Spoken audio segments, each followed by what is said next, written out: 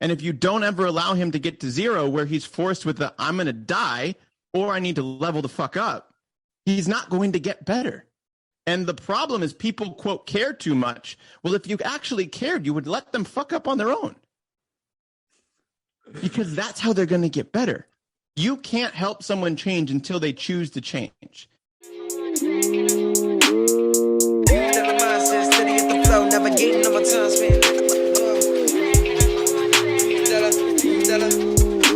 I got $1 billion mindset, steady as the flow, navigating on my time spent, letting niggas know. $1 billion.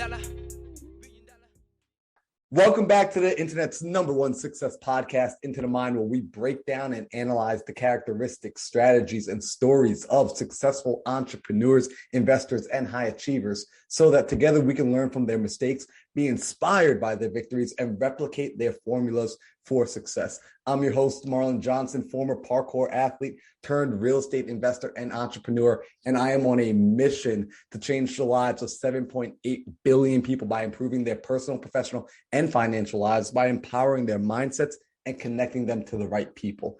Today, my guest is somebody who embodies the story of tragedy to triumph. He's the founder of Synchronicity, which in my opinion is a one-stop shop for entrepreneurs looking to take their personal development and self-evolution to the next level. After having to deal with a tragic death of his best friend at an early age, he went down a slippery path of drugs, alcohol, and emotionless sex while unconsciously searching for purpose and unconditional love.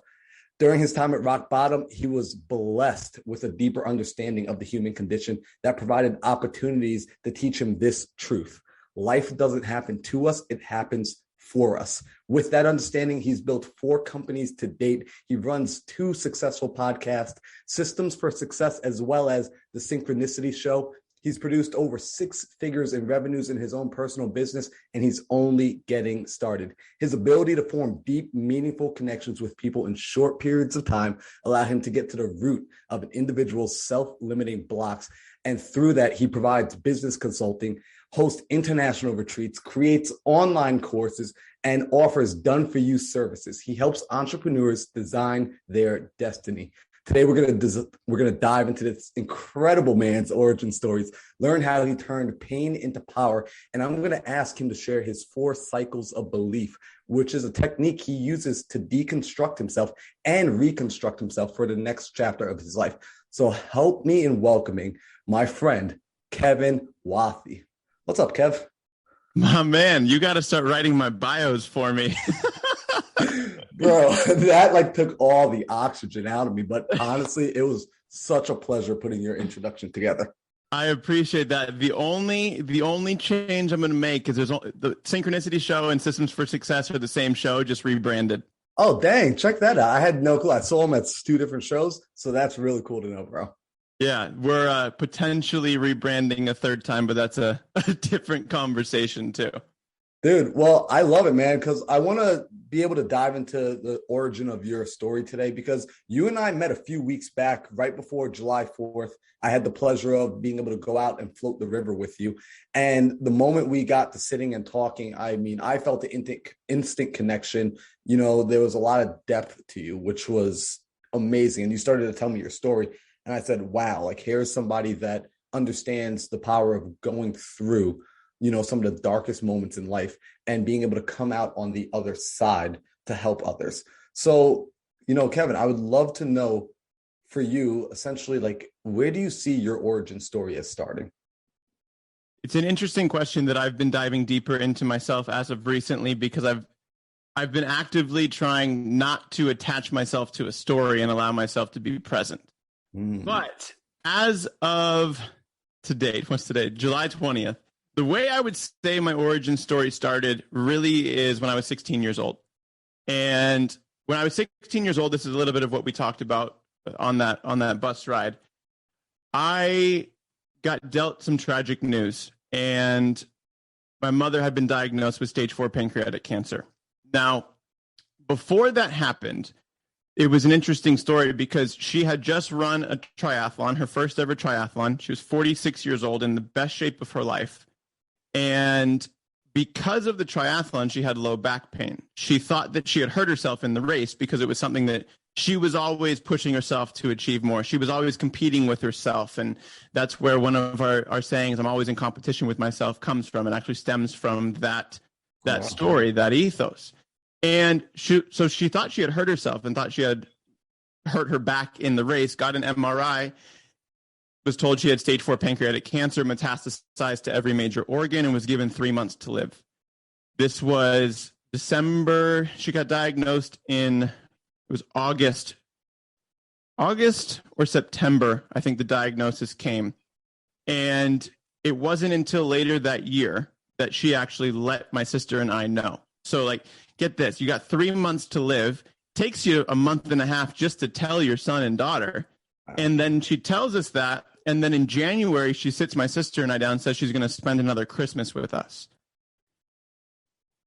Essentially outliving the prognosis by a year. And to skip all the in-between pieces, she ended up passing away December 26th. Wow. And that did two things. The first thing that it did was it sent me down a very dark path, which I'm happy to dive into and go into.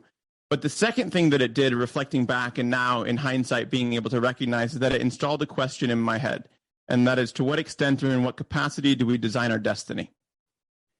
Because if she was consciously able to choose the date of her last breath, what else is this capable of that we don't know, or we don't even give ourselves credit for the capacity that we have to explore, create, and navigate a world that we design ourselves? Man, I love that, right? Because I like what you said essentially as well, like not necessarily defining yourself by your past, but however, recognizing the past has opened doors for you. And it opened this door where essentially with your mother, you're able to see that she created her own future, right? Correct. She was told 3 months left and she said, no, I'm rewriting that. I'm going to spend another, that's a deep desire, right? There's a lot of an emotional attachment to, I'm going to spend another Christmas with my kids. Mm-hmm. I mean, the best rejection is a redirection. And if we start to look at life that way, then what you start to see is everything that's happening and being presented to you in a way that doesn't align with who or what you want to become. I mean, this has gotten me into some trouble in my life, but I don't think rules exist. I think they're just recommendations.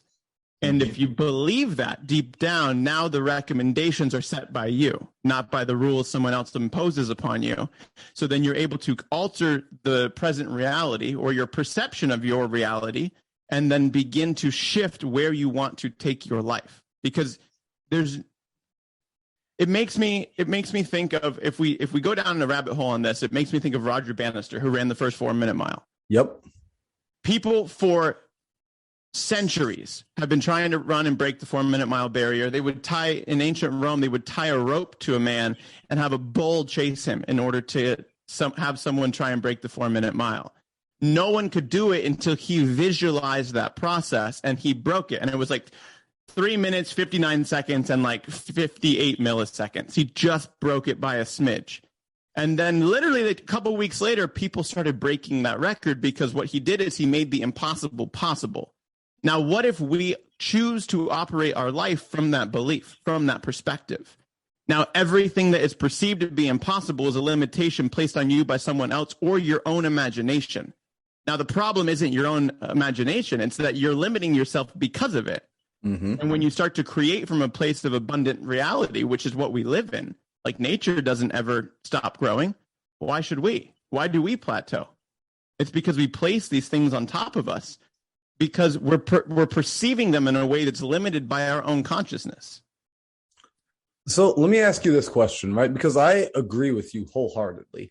And, essentially you had this wake-up call. You were able to watch your mother redefine and rewrite her own reality.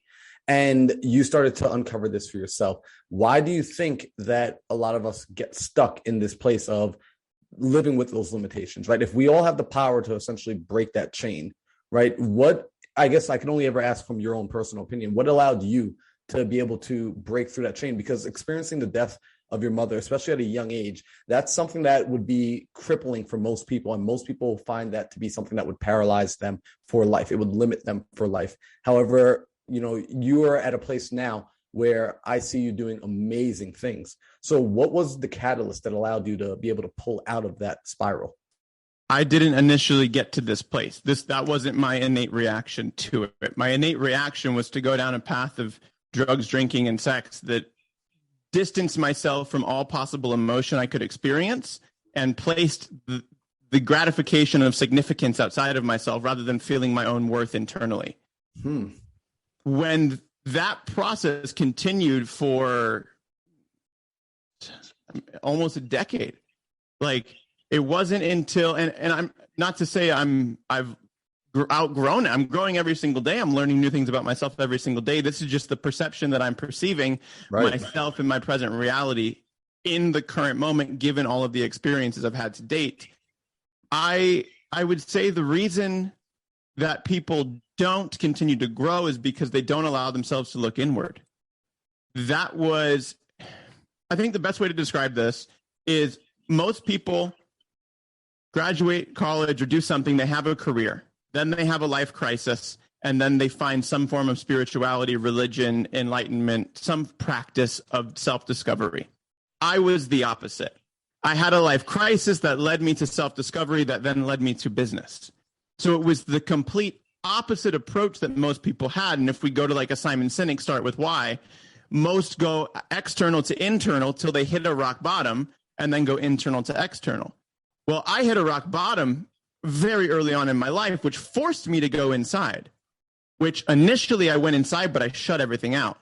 And then when I started to recognize what I was doing, because the first step in any change is awareness, when I had the awareness to recognize what I was doing was preventing me from growing and becoming who I wanted to be and who I know I was placed on this earth to become, that's when the things started to shift. So if we talk about the catalyst, like the moment that things started to change, there were many, but the one that was the biggest that I can reflect back on and say this was the moment in my life where I started to see shit differently was my second year I was going to Arizona State. My second year at undergrad, I got asked to go perform in Southeast Asia. I was living in a compound in Bali, and I was doing yoga every single morning. I had been introduced to yoga prior to this, but more of like a stretching routine I was an actor at the time, more as like a stretching warm-up routine to warm up your body prior to going on stage. Right. 3 weeks into this, I came out of a yoga class and something was different. The sky was bluer. The trees were greener. I smelled things differently. And I made eye contact with my vocal production coach, Micah. And she was there. I made eye contact with her. I saw my mom and her, and I collapsed to the ground. I was incomprehensible for the remainder of that day. Like I didn't work that day. And reflecting back on it, what I recognized was that I didn't ever allow myself a chance to fully release the emotion that I had restricted myself from. I never allowed myself to grieve the loss of my mom, of my best friend. And because I lost my mom to cancer, and I also lost my best friend in high school to cancer. And after I graduated, I went and played junior hockey on the East Coast. Then junior hockey led me to acting. Acting led me to school. School led me to Asia. All of those pieces were just keeping myself busy, preventing myself from being. And that's a pattern I've recognized in my life is I've got caught up in the doing rather than the being. Mm-hmm. And when we consistently do, we don't allow ourselves to be. And when you don't be, you don't allow yourself to expand upon the emotion and the energy that's within you. So you constantly seek for it externally. I've chased validation, I've chased significance, I've chased importance, I've chased certainty in so many areas of my life. That was the first moment I allowed myself to remove myself from those labels and say, this is how I feel right now, right here in this moment. That's powerful. Kevin, I want to know from you, right? When you had that moment where after the yoga session and you collapse, and you're realizing, wow, like I've been carrying this weight, right? You see your mother in the instructor. And before that, did you believe that you had already grieved? Did you believe that you had already let it out? Or did you know that you were actually carrying this weight? A really good question. I don't know if I consciously knew I needed to grieve. So therefore, it wasn't something that I was looking for. I thought that my response was just how people responded. I had... In order to know something needs to change, you need to have something to compare and contrast it to. I had nothing to compare and contrast it to. I had just dealt with so much death in my life that I thought that was how life was. So it's given me now a perspective of which to compare and contrast things to, but I also believe that it's my biggest blessing. I wouldn't change anything for those experiences, because those experiences are what have, I think problems in our life are the pressure we push against to craft our character.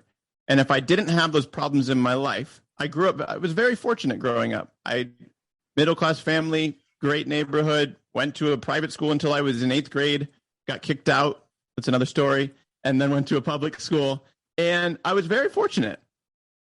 I don't know if I would be half the man I am today if I didn't have those problems to push against, because I wouldn't have had to, at least in my present perception of it, I wouldn't have had those opportunities to grow, because that's what they are.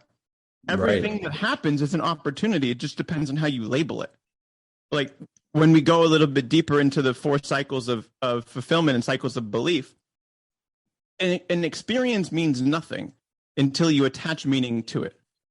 Once you attach meaning to it, it becomes an emotion. A feeling is just a fleeting form of emotion, or an expressed external feeling. It's like it's an emotion expressing itself, essentially. But that then creates the story you tell yourself, and that then creates your beliefs. Now, when something happens, the belief is ingrained based on past meaning that you've attached to an experience. So now we go through our lives and we're living the same exact day every single day. We're doing different things, but we're experiencing the same emotions. Now, the emotional home where we return to is something that's familiar and common, because the past is familiar, the future is uncertain. Most people don't allow themselves to look within and say, I am okay with seeing and being uncertain, therefore I'm going to continually expand and grow every single day. Instead, people return and retreat back to what is comfortable, and what's comfortable is what's known. Oh, wow. So in essence, it sounds like people in that sense are blocking their own growth. They're blocking their expansion simply because of this fear of the unknown, right? Because it's not certain. I'd rather deal with the devil I know than the devil I don't. Mm-hmm. And it's not to anyone's fault. They don't know how. No one's ever taught them how. You don't learn that in school. You learn. I believe education is what is done to you. Learning is what you do to yourself.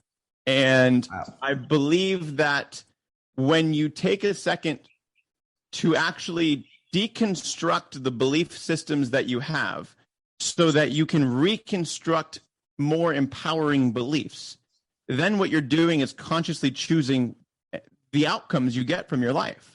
Most people just go off of a subconscious programming that was placed upon them by their friends, their family, society, the media, and they respond then habitually to impulses that weren't consciously chosen by them. And it's a no wonder that everyone seems to be the same, and everyone seems to make the same decisions, and why a very few select people are the ones who actually allow themselves to grow, because they're the ones who have gotten out of their own way, not the other way around. That's really big. And, I think it was you and I, when we were first speaking on that bus, you said something to me, which at that moment, I was like, wow, I really get along with this guy, where I believe you said, in essence, I would never actually take away pain from a person, right? Mm-hmm. Because that pain is so critical to them. That pain is so important to them. I would never do them the disservice. I would never take away that blessing from them. Can you talk on that a little bit more? I know you just briefly spoke on it, but can you really explain the thought process behind, why you wouldn't ever want to take away something like that from a person? Because you look at your own history and you said you wouldn't change anything. And someone might hear that, but his mother and best friend passed away. Why would he not want to change that? Because when you protect yourself from pain, you protect yourself in a way that prevents you from growing. So let's place this through the lens of an addict. If someone is addicted to a substance or a drug, and you protect them from hitting rock bottom, they never get to the place that acts as a catalyst for their own choice and their own growth. If you prevent that individual from choosing their destiny, choosing the path that they take, they're never going to come out of that. And that's why you see people who I would consider alcoholics, but they're highly functioning in society, and it's okay because they've never gotten to a place that's rock bottom. They've only gotten to 20 or 30 or 40%. Now that behavior is patternized, and it becomes acceptable in our society to diminish who you are and who you're capable of becoming. So instead of actively, I mean, and it's not out of ill intent. Like think of like a father protecting his son. A father's going to say, don't worry, I'll cover your rent. Well, guess what? Now you covering the kid's rent who's addicted to alcohol, he's never forced to hit rock bottom because he knows he always has security of a house over his head. And if you go to Maslow's hierarchy of needs, he's never hitting the bottom need because it's always taken care of for him. So therefore, he's always at 20%. And if you don't ever allow him to get to zero where he's forced with the I'm going to die or I need to level the fuck up, he's not going to get better. And the problem is people, quote, care too much. Well, if you actually cared, you would let them fuck up on their own. Because that's how they're going to get better. You can't help someone change until they choose to change. You cannot bring someone up who wants to stay down. But someone who is down can bring everyone down with them. So I absolutely love that. And I agree with that wholeheartedly. And that's a message that I feel is getting washed away currently in society, not as a negative thing, not as a, oh my gosh, society's going down. However, it's not a message that I feel I hear often enough. And it's one that I think would do a lot of folks a lot of benefit for their own personal development. Without judgment, I think a lot of folks would do good by experiencing their own personal, I call it winter, experience your own personal winter, get to your own personal rock bottom. So, you went through your rock bottom, you've been able to come back, and essentially it sounds like what you found at that rock bottom is choice, right? You really found this ability that, okay, I can actually assign the meaning to these events. I've been calling it tragedy this whole time. However, now it's almost like, hey, these events, although yes, I miss my friends, I miss my mother, are treasures because it's allowed for the catalyst of today. So how has it affected the way you think today? Because especially, I like what you said. Most people go external first, crash, and are forced to come internal. Well, your crashing happened right away. So you were already internal. And from the internal place, you started to construct. So can we talk a little bit about what you've been constructing from this newfound chapter of internal? The biggest piece is that, and I'm in no way perfect at this. I still get rocked every once in a while. And I say I no longer have bad days, only bad moments, because I'm aware of when things are affecting me. And I have the tools and the resources, we all do, in order to take action and remove those emotions or shift them into new empowering beliefs. But I think the biggest piece of that, of having the opportunity to expand into who I wanted to become with all of these things that have happened at a young age, is that I actively actively try daily to never allow an external impulse dictate an internal state. Now, when things are going on outside of me, that's great. They're happening in my perception, but then again, I'm perceiving them a certain way. So how I'm perceiving the external dictates, before it would dictate how I felt internally. If this is happening, then I feel this way. If I close this deal, then I feel this way. If I get this girl, then I feel this way. Those are allowing external influences to dictate how I feel internally, which is then causing my body to remove itself from an equilibrious state. Now, instead, what if you say, it doesn't matter what's happening outside because I can dictate how I feel inside. And now if I can dictate the state that I show up every single day, it doesn't matter what life throws at me. I'm choosing to live in the state of bliss, of beauty, of perfection. Let's remove perfection. I don't think there is perfection, but of progress. There we go. And when you choose to show up like that, you then start to find alignment. And when you find alignment, you start to enter flow. When you start to enter flow, things become magnetized to you. And you're no longer trying to go after and grasp at things and find attachment to things, because you're no longer finding your identity in the external. You're finding your identity and your self-worth on the internal. I love that, man. What I like about that is, essentially you're teaching people right through this how to actually get into, like what you're saying, in alignment with that flow.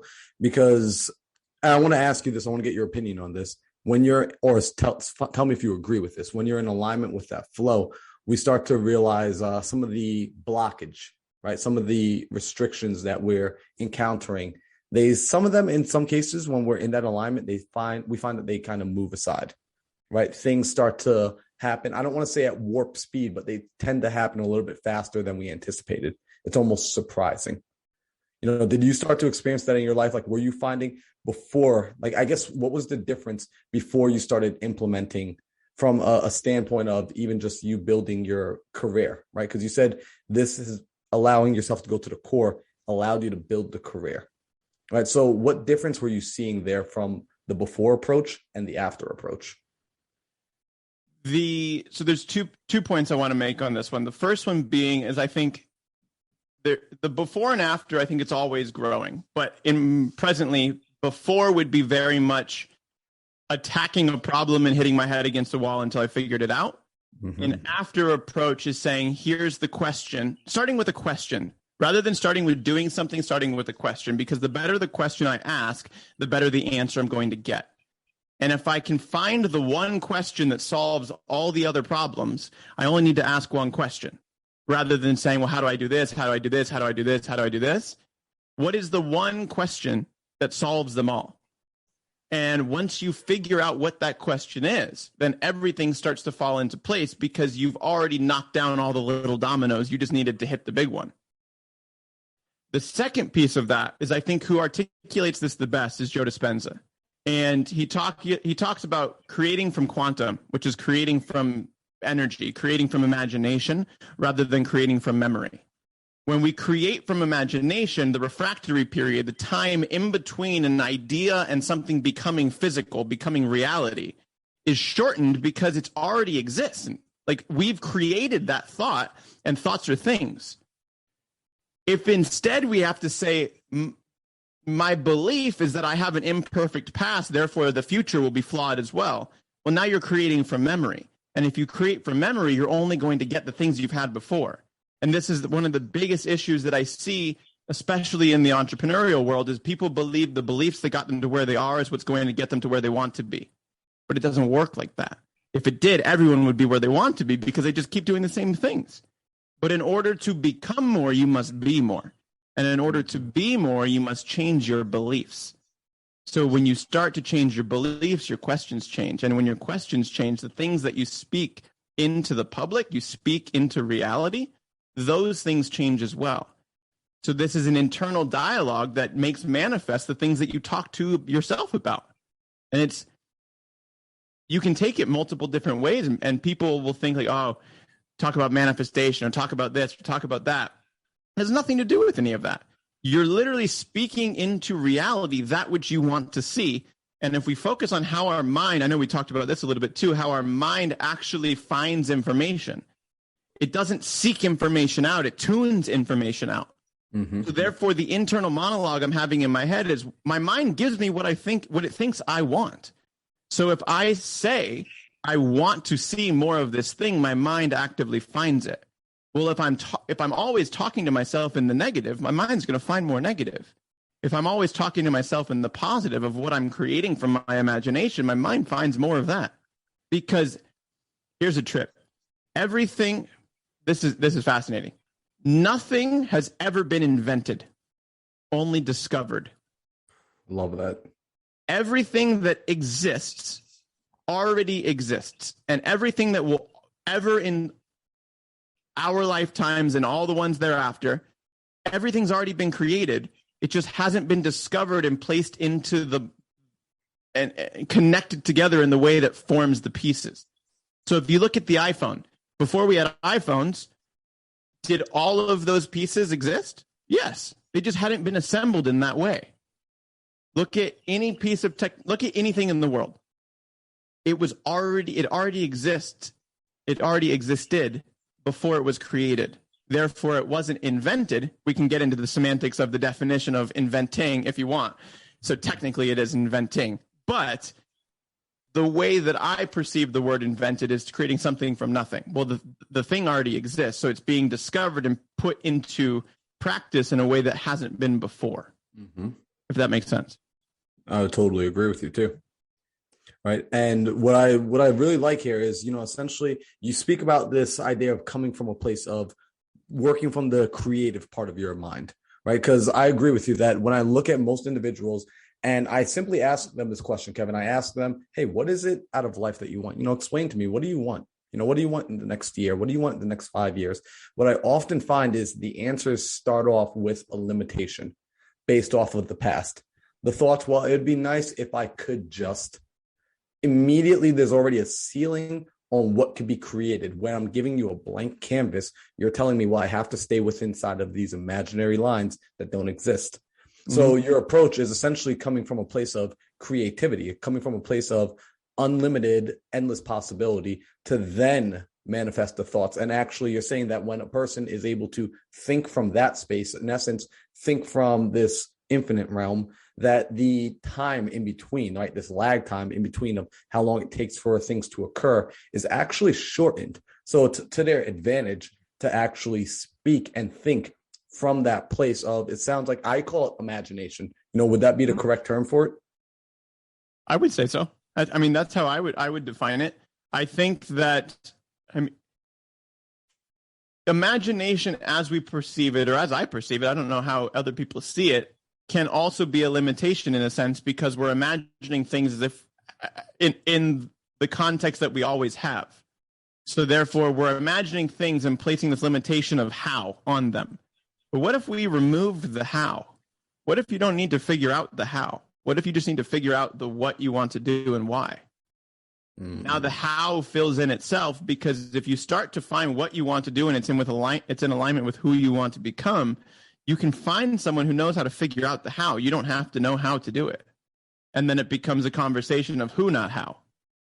See, I love that, right? Because, in essence, even us having this conversation is living testimony of that. When I created this podcast, I knew what I wanted to create it for. I knew I wanted to get people information that was ultimately bettering my life. And I knew I wanted to get information for myself very selfishly that would help better my life and speed up my journey.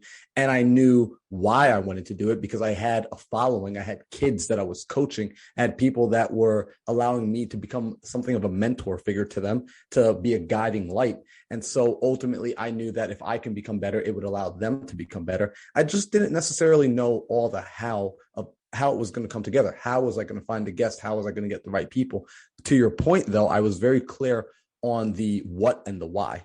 And things, the synchronicities, which I loved, by the way, like I love that name, so for your company to be named that, the synchronicities that would align themselves for, you and I to meet on a party bus going to a river of all places like I normally avoid party buses, man. Like, as do I. That was the first time I've put myself in a situation like that in a long time. And it was insane because of it. I was just like, holy crap, this guy, Kevin, like, I want to share him with the world. I want to share his message with the world. So I agree with you wholeheartedly there. And I actually want to ask you about this, right? Because you and I, when we were on that bus too, we spoke about something that was so different. I hadn't heard anyone ever speak about this when it came to the way the brain works, right? You actually pointed out something to me that, the brain is actually finely tuned, not to give us what we want, but to protect us. And by understanding how it actually works, understanding that, it's actually like almost like a negative seeking missile. It's going to find the negative faster than the positive. How have you been using that? Because you started breaking it down to me on, hey, by understanding this is the more natural tendency of the brain, that you can use that to your benefit. So can you speak on that a little bit? So it's one of Charlie Munger's mental models, which is inverse thinking. And essentially what it is flipping the question on itself. So the way our brains are designed is to find danger and protect us from danger. Therefore, we can continue to live, essentially. And when you recognize that the brain is designed to find problems, then you can ask the inverse question. So rather than saying, how do I have a great marriage? You can say, how do I fuck up my marriage? Now you're going to say, I'm going to cheat. I'm going to drink every night. I'm going to be abusive. And you continue down this path. And it's much easier for your brain to find those things than the positive. And now you just avoid doing those. So if you're ever stumped on solving a problem, flip it and ask yourself the inverse question. When you ask yourself the inverse question, your brain's going to find all of the problems, and then you do the opposite. So you're using your brain's innate wiring to your advantage because you understand how the brain is working.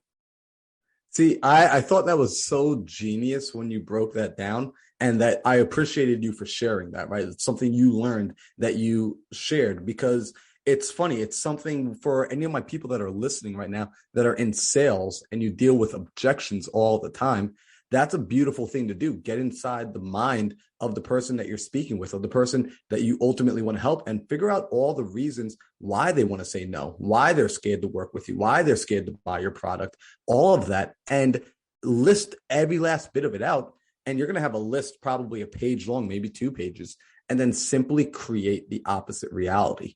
And those become your solutions. So as you're problem solving as entrepreneurs, which is what we do every single day, we're constantly putting out fires. I jokingly say we're more like firemen and women than anything else, because there's always a fire to put out. If we're able to create what these negative solutions or these negative realities are, much easier we can pinpoint them. And then from there, we can work to create their opposites. So Kevin, I freaking love that, man. That was insane. So what I want to do is also, if you're okay with it, I want to ask you essentially about the 4 cycles. You know, the 4 cycles that you use as a way of deconstructing and then reconstructing yourself. And I thought it was so interesting that, you know, it's something where you say it's a deconstruction first to then recreate.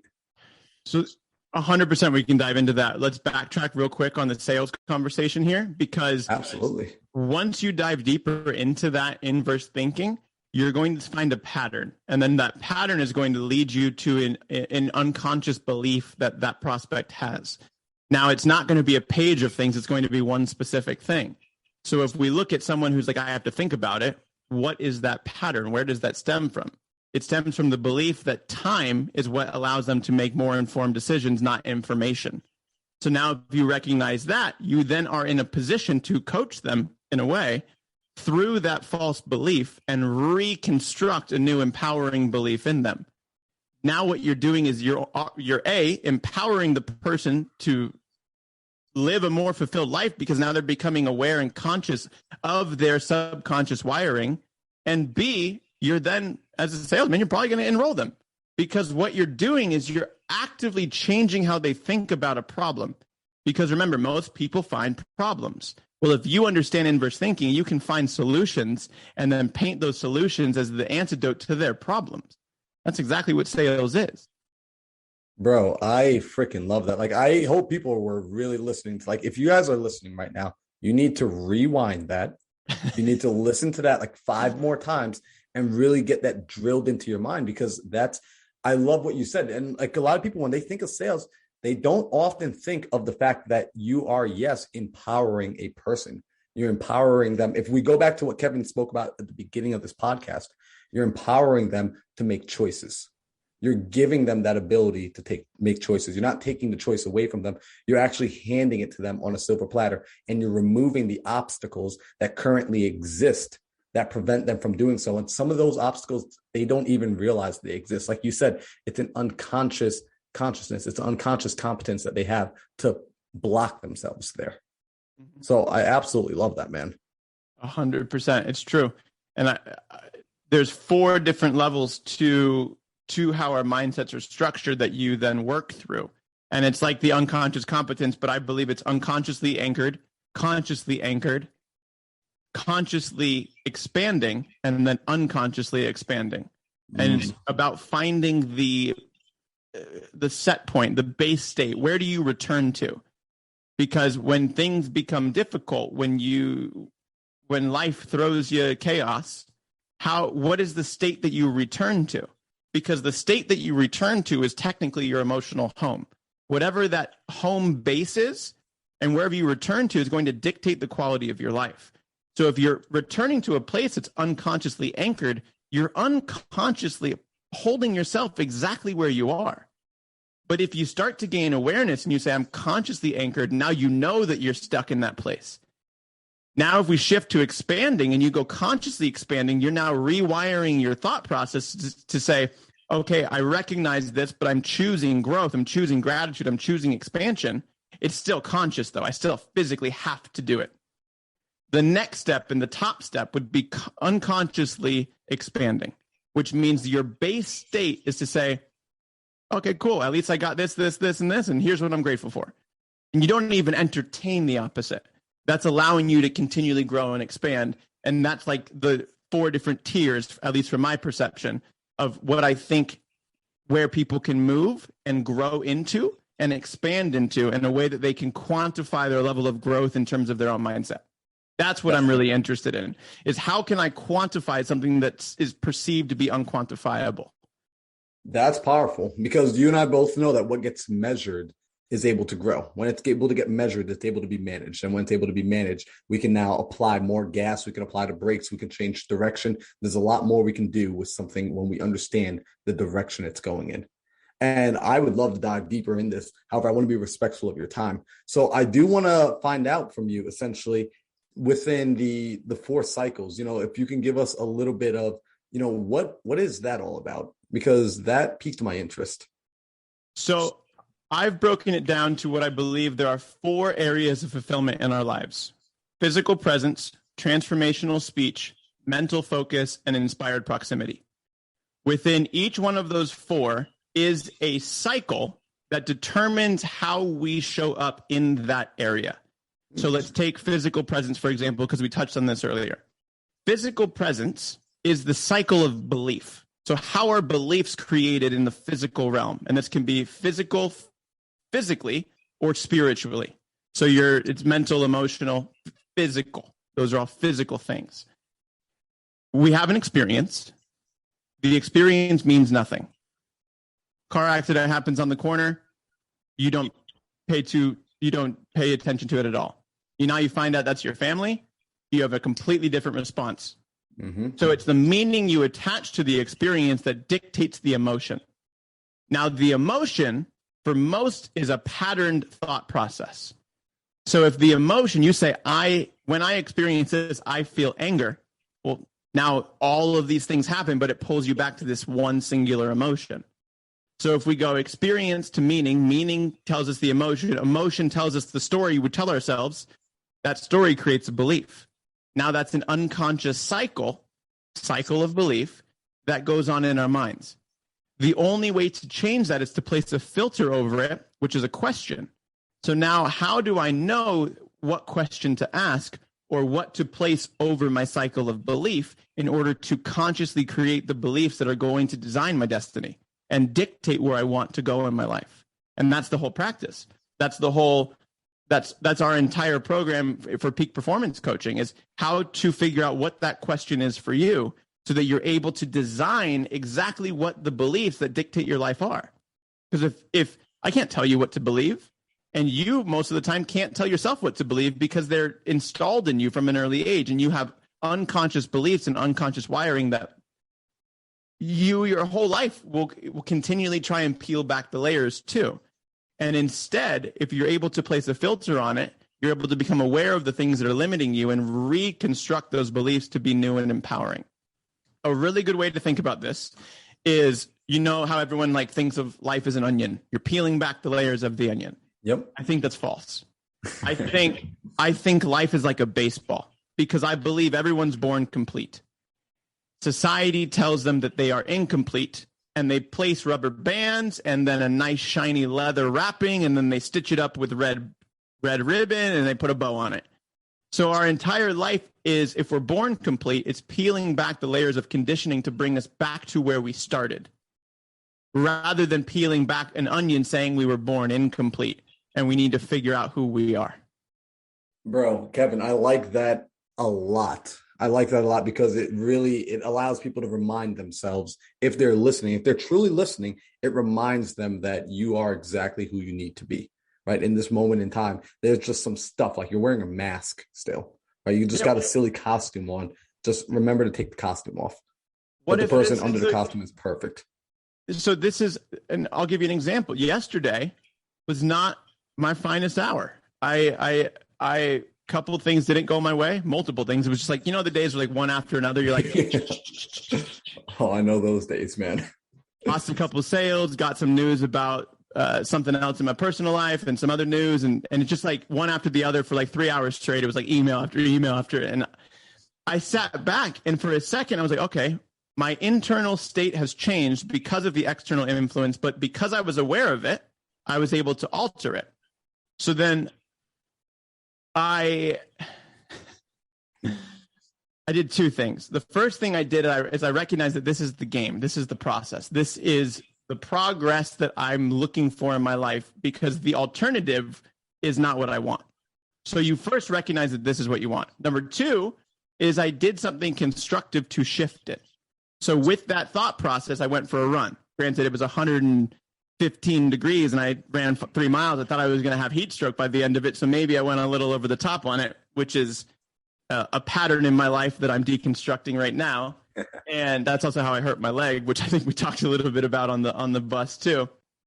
But the first step in that is the awareness of it. Mm-hmm. Because if I didn't have the awareness of it, all those things would have come into my world. I would have responded internally. I would have been spending the rest of that day, maybe even into today, allowing that to dictate how I felt. But instead, if you can consciously become aware of it and shift it and say, I'm in control of my state, not the circumstances around me, now you show up every day as you want to, not as you're told to. That's powerful, right? Being able to show up how you want. And I want to, highlight something you said earlier, which is something that I want people to really take home with them, which is you kind of give this power, you owe this power to being able to ask the right questions. And it's something, I'll share this with you, Kevin, right? I had the, pleasure of being able to speak to Brandon Dawson, who is the partner to Grant Cardone, very intelligent man. And he actually agrees with you. He says the exact same thing, where he said, look, your life is going to expand based on the level of questions you learn to ask, not just of other people, but of yourself. Mm-hmm. So I want to have people meditate on that for a little while. I'm going to say a few things before we're going to wrap it up. I want to be respectful of your time. I know you got to get going in a bit, and we're going to wrap it up with the final few questions. And before I do that, I want to let people know while they're listening that if they enjoyed having Kevin on the show, because we only got to get into one of the four, right? If they enjoyed having Kevin on the show, what I want you to do is go tag Kevin on Instagram. I'm going to have all of his social media down below. Let him know that you thought this episode was powerful. And if he tells me, man, like people have been blowing me up since your podcast, I will beg him to come back on the show for a part 2 so we can dive even deeper. So, Kevin, I want to ask you these final questions. It's some of my favorite questions to ask people. The first one is selfishly how I build out my personal library. I'm a big reader, and for me, books have been an ultimate game changer. For yourself, can you name one, but no more than 2 books that were total paradigm shifts for you? If you enjoy reading, what were those books that you essentially picked up that once you read them, a part of your mind expanded and never quite went back to being the same? Fiction or nonfiction? It can be either, man. Man's Search for Meaning by Viktor Frankl. The Untethered Soul by Michael Singer. Dude, that's a powerful book. I've read Man's Search for Meaning, but I have not read The Untethered Soul. So that one. So let me preface this for anyone listening that does read it. There is The Untethered Soul by Michael Singer, and then there is The Surrender Experiment, also by him. Do not read The Surrender Experiment first. Read The Untethered Soul first, because The Surrender Experiment shows the place that he was in his life when he was writing The Untethered Soul. And once you've read The Untethered Soul and you recognize how profound of a message it is, and then you see the state that he was in when he was writing that book, you'll recognize that everything that I've been talking about controlling your internal state, irrelevant of what's happening externally, that will click for you in a way that when I first read that was absolutely insane for me. Man, that is powerful. So my next question here is, I want you to imagine, Kevin, that tomorrow morning you wake up, and as you come up to consciousness, you're beginning to open your eyes and you are a total blank slate. You don't remember anything. You don't remember your experiences. You don't remember the pain. You don't remember the lessons. You don't remember the yoga studio, the friends you've made, the lessons you've learned. I'm talking, it's all gone. However, as you start to come back into this consciousness, you start to have a thought, right? This thought comes to you, and for whatever reason, you accept it. You don't fight it. You don't resist it. It gets dialed in as law. What would you ideally want that first thought to be that would begin the catalyst for everything else to come? So the first thing that came to mind is fucking hilarious. The first thing that came to mind was I'm Jason Bourne. The second thing, and the real thing, is I think I want to have, and this is a practice I have of mine, is that I want to consciously choose the first thought I have when I wake up and the last thought I have before I go to sleep. And what I want that thought to be is thank you. Because if I wake up saying thank you for today and I go to sleep saying thank you for today, I'm living in a state of gratitude. And when you live in a state of gratitude, it is impossible for you to feel fear, for you to feel anxiety, for you to feel any type of disempowering emotion. So if we choose consciously to say when we wake up, thank you for today, and before we go to sleep, thank you for this experience. Now life is happening for you rather than to you. Bro, that is powerful. I absolutely agree with you. Gratitude and fear and worry, they can't coexist at the same time. If gratitude's embodying the soul, the psyche, the physic, nothing else can live there at the same time. Kevin, for the people that have been listening now to us for about an hour and they're just like, this dude is freaking next level with the mindset. I want to connect with him. I want to plug in with him. I want to see what he's doing on social media and learn more. How can they plug in with you? Where should they go? Instagram is at Kevin Wathey, Wathey. And then I also have what we talked a little bit before, a mindset mastery quiz. So you can figure out where you are at on the spectrum of those 4 tiers, and you can see what actionable pieces you can do in order to elevate that mindset and get to the next spot. And that's at pod.com/mindset. So it's for our Systems for Success podcast, pod.com/mindset. Bro, I love that. And what I'm going to do for everyone that's listening, those links are going to be in the description below. So just scroll down, click it. If you're watching on YouTube, if you're listening on Spotify, scroll down and click it. If you enjoyed this episode, make sure, I'm telling you, screenshot this right now, pause it, go on Instagram, tag myself, tag Kevin. Let us know what your biggest takeaway was. Kevin, I want to say thank you so much for making the time to be here today, for sharing your experiences, for sharing the things you've learned, speaking genuinely and authentically, and for just being an amazing human being, bro. Your energy in person, phenomenal. Seriously, I'm excited to get to know you more as time goes on. I'm happy we live in the same area now. And I really just want to say again, thank you for being here today. Thank you, brother. The pleasure is all mine. Navigating on my time span. I got $1 billion mindset, steady as the flow. Navigating on my time spent, letting niggas know. $1 billion.